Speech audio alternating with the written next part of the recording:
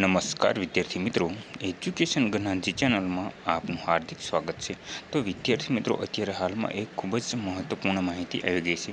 તો કે જીએસએસબી લઈને ગુડ ન્યૂઝ છે, અને જે આજે તારીખ 9 જૂન 2024 તો કે પંચાયત વિભાગમાં જે ખાલી પડેલી જગ્યાઓ છે તે ભરવા બાબત એક મહત્વપૂર્ણ માહિતી છે। તો તેના વિશેની સંપૂર્ણ માહિતી આપણે આ વિડીયોના માધ્યમથી આપીશું। તો વિડીયોને અંત સુધી જોજો।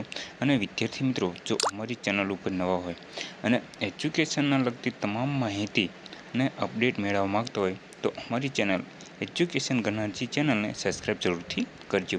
તો મિત્રો, હસમુખ પટેલ સરે એક માહિતી આપી છે ટ્વીટ કરીને।